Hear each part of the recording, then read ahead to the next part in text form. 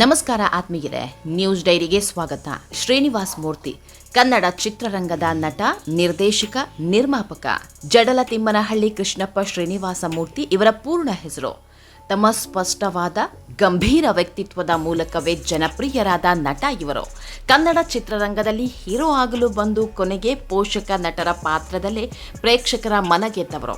ಸುಮಾರು 300ಕ್ಕೂ ಅಧಿಕ ಕನ್ನಡ ಸಿನಿಮಾಗಳಲ್ಲಿ ನಟಿಸಿರೋ ಶ್ರೀನಿವಾಸ್ ಮೂರ್ತಿಯವರ ಬದುಕಿನ ಪಯಣದ ಹಿಂದೆ ತುಂಬಾನೇ ಕಷ್ಟಗಳಿದೆ. ಸಿನಿಮಾ ನಟನಾಗಬೇಕು ಅನ್ನೋ ಕನಸು ಕಟ್ಕೊಂಡಿದ್ದ ಮೂರ್ತಿಯವರು ದೊಡ್ಡ ದೊಡ್ಡ ಕಷ್ಟಗಳನ್ನೇ ಎದುರಿಸಿದ್ದಾರೆ. ಬೆಟ್ಟದಂತ ಕಷ್ಟಗಳನ್ನೆಲ್ಲ ಮೆಟ್ಟಿ ನಿಂತು ಛಲ ಬಿಡದೆ ಬೆಳ್ಳಿ ಪರದೆಗೆ ಪ್ರವೇಶ ಪಡೆದಿರೋದರ ಹಿಂದೆ ಒಂದು ರೋಚಕ ಕಥೆ ಇದೆ. ನಟನಾಗಬೇಕು ಅನ್ನೋ ಆಸೆಗಾಗಿ ಮಾಡೋ ಕೆಲಸವನ್ನೇ ಬಿಟ್ಟು ಬಂದ ಶ್ರೀನಿವಾಸ ಮೂರ್ತಿಯವರು ಅಂದ್ಕೊಂಡಿದ್ದನ್ನ ಸಾಧಿಸೋದಕ್ಕೆ ಆಗದಿದ್ರು ಇಲ್ಲೇ ನೆಲೆ ಕಂಡ್ಕೊಂಡಿದ್ರು. ನಟನೆ ಜೊತೆಗೆ ನಿರ್ಮಾಪಕರಾಗಿಯೂ ಕೈತುಂಬ ಕಾಸು ಮಾಡಿದ್ರು.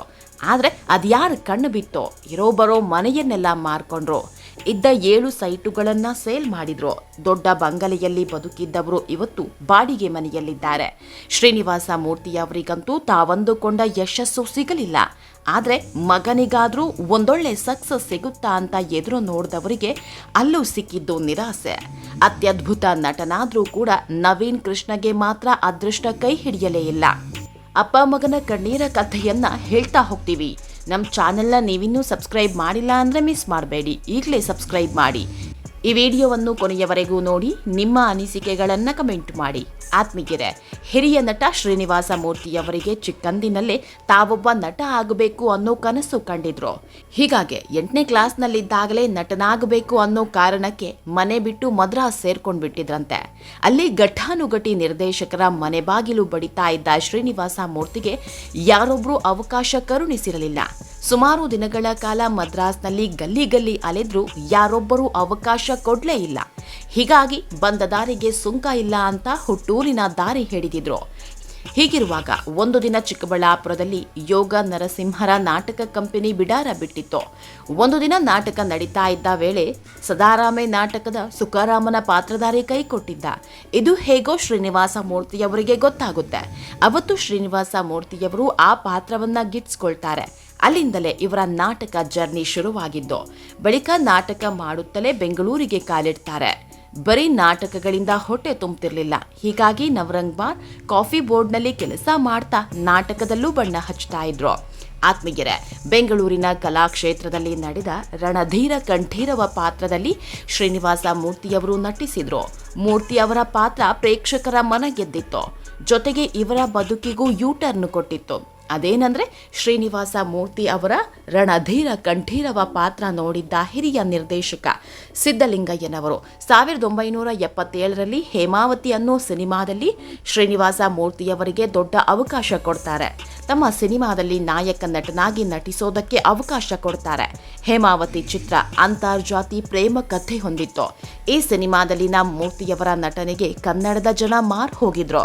ಬಳಿಕ ಇದೇ ಸಿದ್ದಲಿಂಗಯ್ಯನವರು 1980ರಲ್ಲಿ ಮತ್ತೊಮ್ಮೆ ಶ್ರೀನಿವಾಸ ಮೂರ್ತಿಯವರಿಗೆ ತಮ್ಮದೇ ಸಿನಿಮಾದ ಬಿಳಿಗಿರಿಯ ಬನದಲ್ಲಿ ಅನ್ನೋ ಚಿತ್ರದಲ್ಲಿ ನಟಿಸೋ ಚಾನ್ಸ್ ಕೊಡ್ತಾರೆ. ಅದು ಕೂಡ ರಾಜೇಶ್ ಶ್ರೀನಾಥ್ ಅವರು ತಿರಸ್ಕರಿಸಿದ್ದ ಪಾತ್ರ ಆಗಿತ್ತು. ಇದಾದ ಬಳಿಕ ಬಾಳಿನ ಗುರಿ ಅನ್ನೋ ಸಿನಿಮಾವನ್ನು ಕೂಡ ಕೆಲವರು ನಟರು ತಿರಸ್ಕರಿಸಿದ್ರಿಂದ ಈ ಸಿನಿಮಾದಲ್ಲಿ ಶ್ರೀನಿವಾಸ ಮೂರ್ತಿಯವರು ಮೇನ್ ರೋಲ್ ಮಾಡಿದ್ರು. ಹೀಗೆ ಹೀರೋ ಆಗಿ 15 ಚಿತ್ರಗಳಲ್ಲಿ ನಟಿಸಿದ್ರೂ ಕೂಡ ಮೂರ್ತಿಯವರ ಅದೃಷ್ಟ ಕೈ ಹಿಡಿಯಲಿಲ್ಲ. ನನಗೆ ಪೋಷಕ ಪಾತ್ರದಲ್ಲೇ ಮುಂದುವರಿಯುವಂತಾಯಿತು. ಆತ್ಮೀಯರೇ, ಪೋಷಕ ಪಾತ್ರಗಳ ಮೂಲಕವೇ ಕನ್ನಡದಲ್ಲಿ ದೊಡ್ಡ ಹೆಸರು ಮಾಡಿದವರು ಶ್ರೀನಿವಾಸ ಮೂರ್ತಿ. ಬೆಂಗಳೂರಿಗೆ ಬಂದಾಗ ಮೂರ್ತಿಯವರ ಬಳಿ ಇದ್ದಿದ್ದು ಒಂದು ಸೂಟ್ ಕೇಸ್, 2 ಬಟ್ಟೆ. ಆಮೇಲೆ ನಟನಾಗಿ ಪೋಷಕ ನಟನಾಗಿ ನಟಿಸಿದ ನಂತರ ದೊಡ್ಡ ಮನೆ ಕಟ್ಸಿದ್ರು. ಬೆಂಗಳೂರಲ್ಲೇ 7 ಸೈಟ್ಗಳನ್ನು ಖರೀದಿಸಿದ್ರು. ಇದೆಲ್ಲವೂ ಚಿತ್ರರಂಗ ಕೊಟ್ಟಿದ್ದು. ನಟನಾಗಿದ್ದಾಗ ಎಲ್ಲವೂ ಚೆನ್ನಾಗೇ ಇತ್ತು. ಈ ಮಧ್ಯೆ ಸಿನಿಮಾ ನಿರ್ಮಾಣ ಮಾಡಬೇಕು ಅನ್ನೋ ಹುಚ್ಚು ಹತ್ಕೊಳ್ಳುತ್ತೆ. ಮೇಲಿಂದ ಮೇಲೆ 8 ಸಿನಿಮಾಗೆ ಬಂಡವಾಳ ಹಾಕಿದ್ರು. ಅದೇನ್ ದುರಾದೃಷ್ಟವೋ ಗೊತ್ತಿಲ್ಲ. ಎಲ್ಲ ಸಿನಿಮಾಗಳು ಸೋತ್ ಹೋದ್ವು. ಮನೆ ಆಸ್ತಿ ಎಲ್ಲವನ್ನ ಕಳ್ಕೊಂಡ್ರು. ಈಗ ಬಾಡಿಗೆ ಮನೆಯಲ್ಲಿ ವಾಸ ಮಾಡ್ತಿದ್ದಾರೆ. ಆದರೆ ಈ ಬಗ್ಗೆ ಶ್ರೀನಿವಾಸ ಮೂರ್ತಿಯವರಿಗೆ ಗುಲಗಂಜಿಯಷ್ಟು ಬೇಸರ ಇಲ್ಲ. ಬೆಂಗಳೂರಿಗೆ ಬಂದಾಗ ನನಗೇನೂ ಇರಲಿಲ್ಲ. ಇಷ್ಟೊಂದೆಲ್ಲ ಸಂಪಾದನೆ ಮಾಡಿದ್ದು ಕರ್ನಾಟಕದ ಜನರಿಂದ. ದೇವರು ಕೊಟ್ಟಿದ್ದನ್ನ ಕಿತ್ಕೊಂಡ ಅಂತ ಬೇಜಾರಿಲ್ಲ. ಕೊಡಲೇಬೇಕು ಅಂತೇನಿಲ್ಲ. ನಾವು ಮಾಡೋ ಕರ್ತವ್ಯವನ್ನ ಮಾಡ್ತಾ ಇರಬೇಕು. ಕೊಟ್ಟರೂ ಸಂತೋಷ, ಕೊಡದಿದ್ರೂ ಸಂತೋಷ ಅಂತ ಈಗಲೂ ಸಂತೋಷದಿಂದಲೇ ಮಾತಾಡ್ತಾರೆ. ಆತ್ಮೀಯರೇ, ನಟ ಶ್ರೀನಿವಾಸ ಮೂರ್ತಿಯವರ ಮಗ ನವೀನ್ ಕೃಷ್ಣ ಬದುಕು ಕೂಡ ಇದಕ್ಕೆ ಹೊರತಾಗಿಲ್ಲ.